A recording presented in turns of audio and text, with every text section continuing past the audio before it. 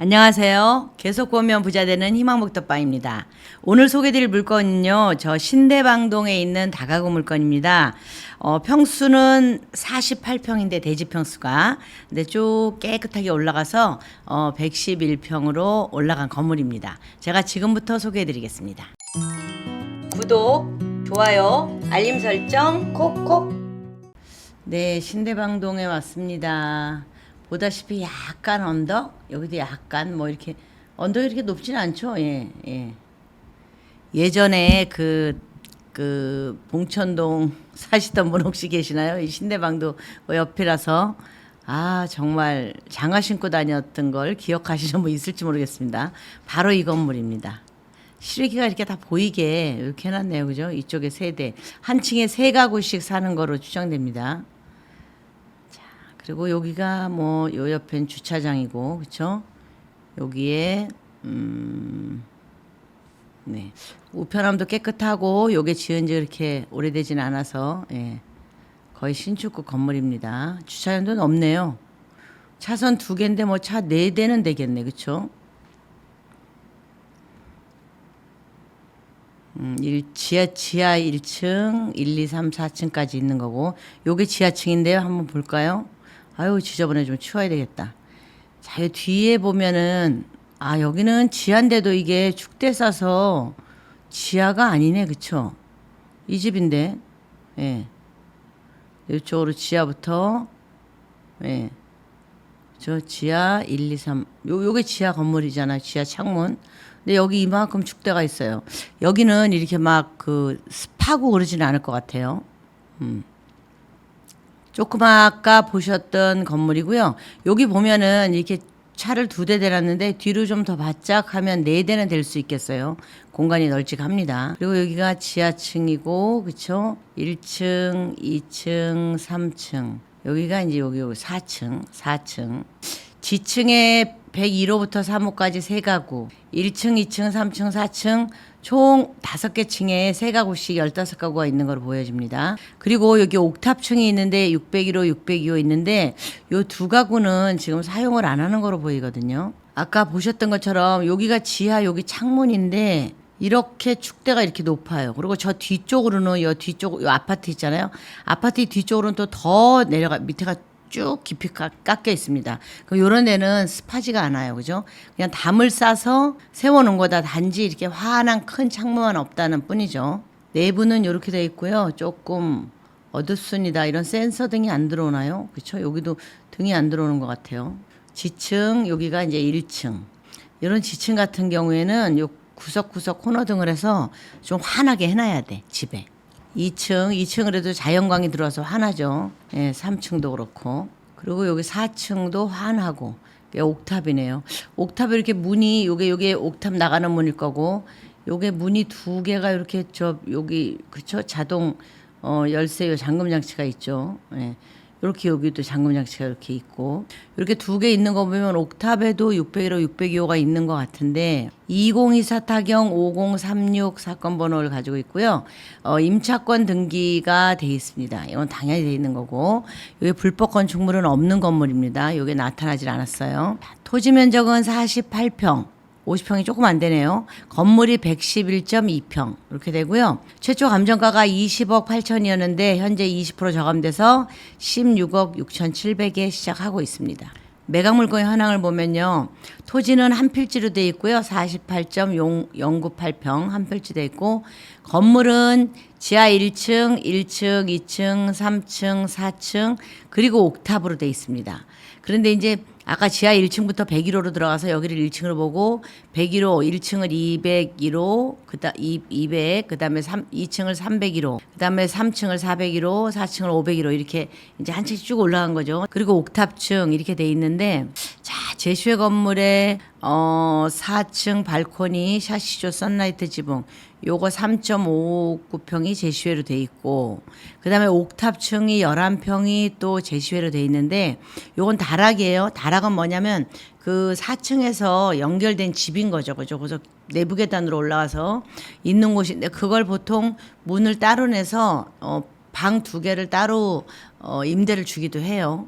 자, 여기 보면 요렇게 생긴 토지는 약간 좀 커팅을 좀 해야 되겠네. 그죠? 이렇게 좀 커팅을 하면 좋을 것 같습니다. 그냥 이렇게. 그래서 요 안에 집은 또 그렇게 막 그렇게 저기 뾰족뾰족하게 짓질 않고 건물은 그냥 뭐 예, 요렇게 요 정도. 약간 비스듬하다 이렇게 지어놨습니다. 아, 여기가 지하 1층인데요. 이렇게 101호, 102호, 103호. 지금 보면 101호하고 103호는 조금 넓어 보이고 102호가 약간 좀 작아 보이네요. 그죠? 요게 이제 한 층에 21.768평이면 22평에 놓은 거잖아요. 22평이면 한 집당 요렇게 좀 요렇게 큰 거 같은 경우에는 한 7평 되지 않을까요? 7평. 예. 그리고 14평, 시립사 14평에다가, 아닌데, 더 되겠는데, 그쵸? 전용 아무튼 22평에 세 집이잖아요. 그러면 7평, 요거는 한 8평씩은 되고, 얘가 조금 작겠지. 얘가 한 6평 되고 그러겠죠. 102호가 좀 작네요. 요 안에 화장실까지 있고, 얘가 좀 작고, 103호가 제일 크다고 볼 수 있네. 그죠? 바깥에 이렇게 화장실이 있으니까. 자, 1층도 똑같은 구조로 올라갔어요. 1층 똑같은 구조로 올라갔는데, 여기는 2호 라인을 아까 지하에는 2호 라인을 화장실을 여기다 이렇게 뒀었거든요. 근데 여기는 2호 라인을 화장실 바깥에다 뺐네. 그래서 2호 라인 방은 반듯하겠어요, 그냥. 응. 화장실 문이 여기쯤 있을 거니까.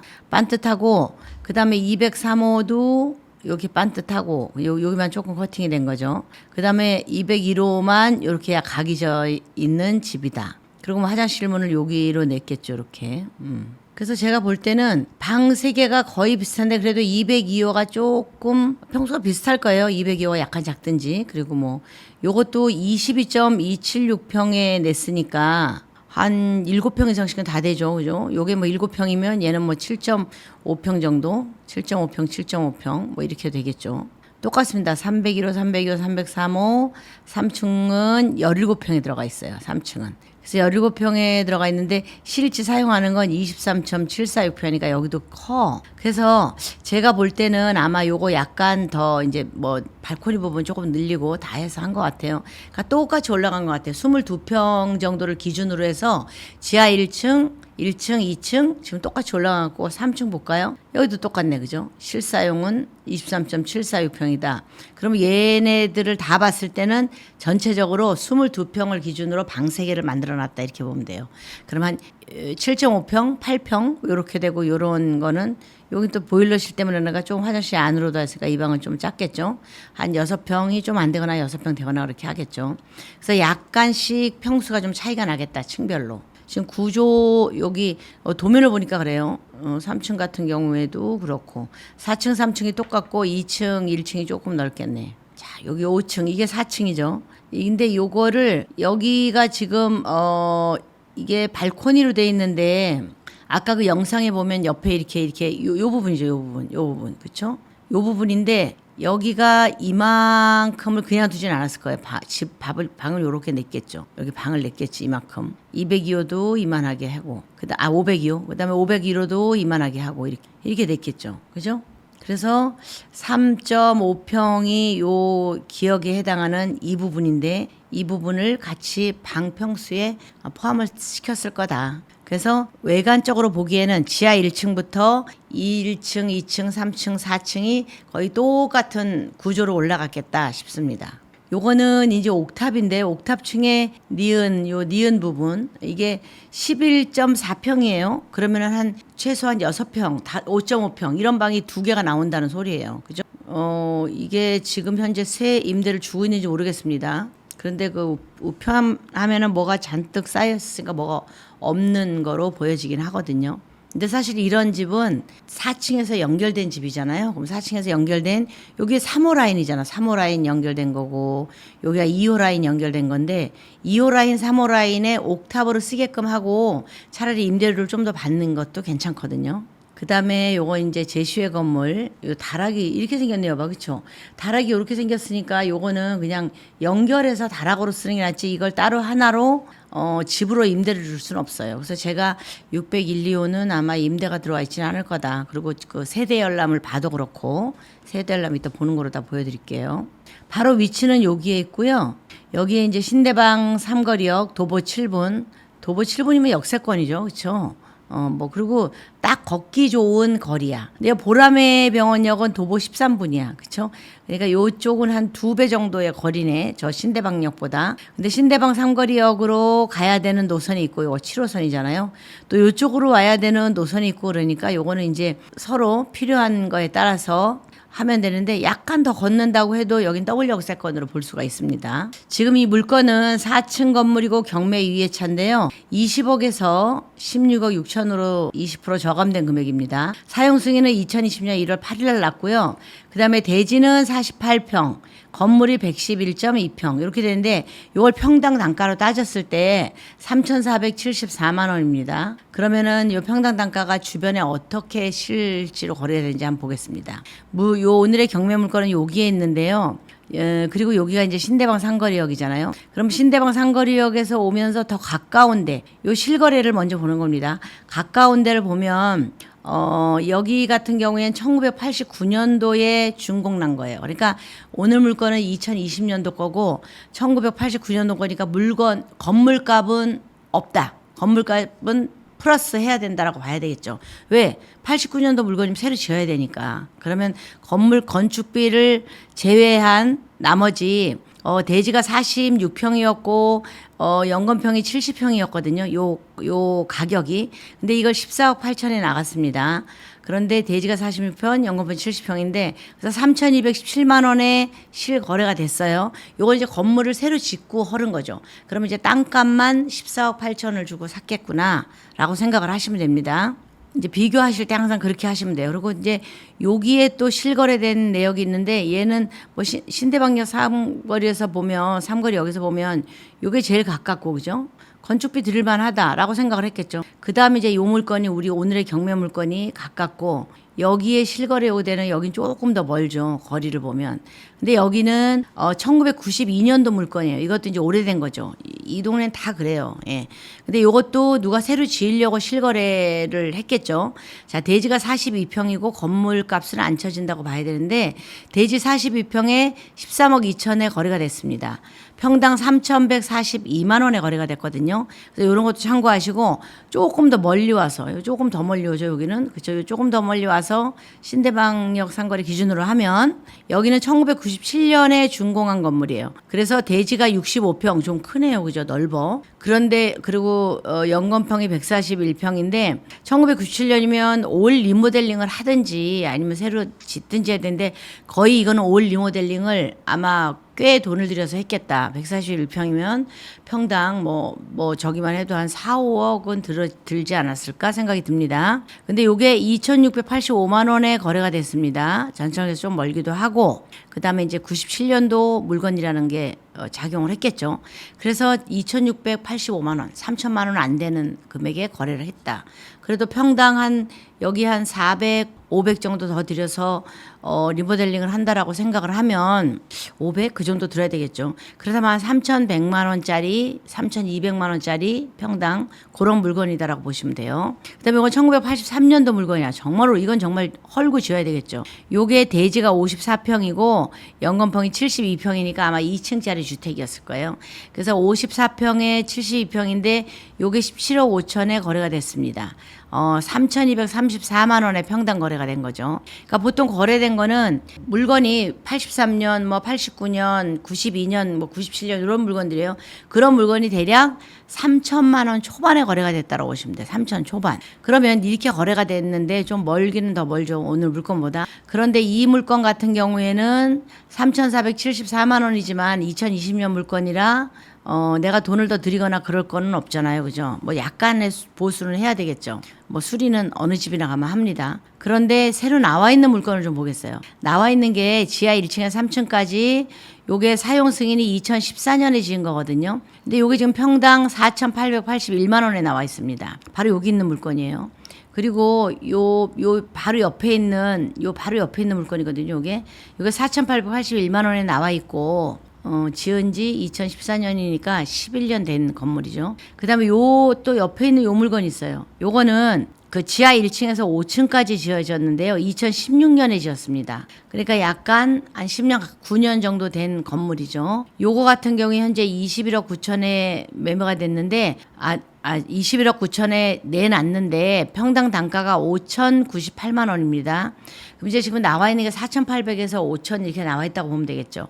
그러면 만약에 평당 뭐 한 500씩 깎아줄게요. 뭐 크게 해서 뭐 그런다고 하더라도 그렇게 많이 깎아주진 않지만 아무튼 평당 500을 깎아줄게요라고 해도 4,500, 4,400 요 선이 하향 금액이겠다 보면 돼요.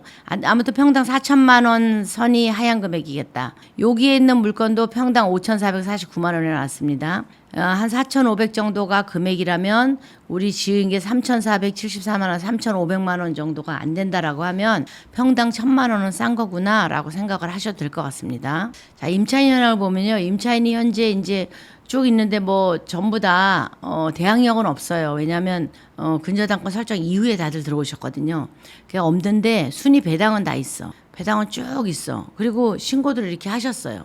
미상이 없어. 몇 년도에 살았다고 다 신고를 한 거예요. 몇 집이에요? 하나, 둘, 셋, 넷, 다섯, 여섯, 일곱, 여덟, 아홉, 11, 12, 13, 14. 지금 14집의 임차 보증금이 20억이거든요. 20억이 넘어요. 14집.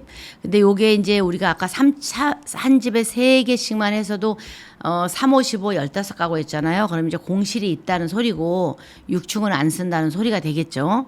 그래서 14가구가 지금 20억의 전세야. 그리고 월세가 뭐 130이다 이렇게 나오는데 이 20억이 근저당권 설정을 먼저 하고 난 다음에 들어왔기 때문에 못 받아가시는 분은 꽤 있을 거예요. 전입세대 확인을 보면 요 2개가 말소가 됐죠. 말소가 됐고 현재 8가구가 들어와 있는 거야. 8세대가 들어와 있는데 8세대 들어와 있고 여기다 뭐 이제 뭐 설정해 놓고 이사 가고 이런 사람도 있겠죠. 그러면 현재 8세대만 사나? 주소 안 옮겨 놓고 사는 사람도 있겠죠. 대략 한 서너 개, 4개 뭐 이 정도 공실이지 않을까 싶어요. 그리고 다락 부분도 사실은 4층하고 연결해서 해야 되는 거지. 그것도 공실이 그것도 아까 보다시피 그냥 집만 넣어 놓는 창고처럼 쓰고 있어요. 건축물 대장을 보면 지하 1층 단독주택 3호 3개를 단독주택으로 만들어놨고요.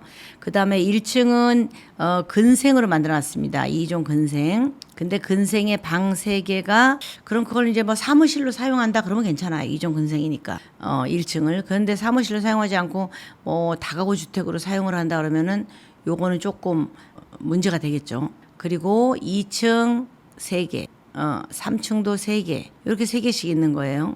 그리고 4층도 3개, 그 다음에 다락이 9.36평이 있고 이렇게 되는 거죠. 그래서 4층하고 연결돼서 다락을 만들어 놔야 되는 거지 그냥 이렇게 단독주택 뭐 3호, 4호 이렇게 해서 해놓으면 6층에 아까처럼 이렇게 비스듬하잖아요. 그 지붕이 그죠?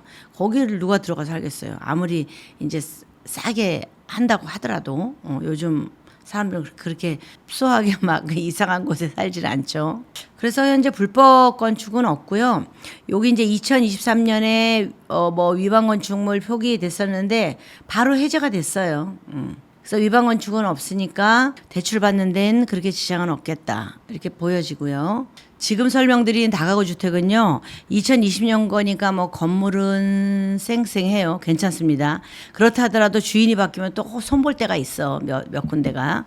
그래서 뭐 옥상도 좀 손봐야 되고 그래서 그런 거 감안해서는 이 집은 괜찮을 것 같은데 중요한 거는 임차인 분들이 대부분 못 받아갖고 나가시는 것 같아. 제가 얼마 전에 그 명도한 곳도 봉천동 쪽이었는데요. 3명, 4명 빼고 10몇 가구에서 18가구인가? 해서 3, 4명 빼고 다 못 받아갔어요. 정말 한 푼도 못 받아가는데 내 마음이 아팠더라고. 지금처럼 뭐 1억 8천, 1억 7천, 2억 뭐 이래요. 다 거기도.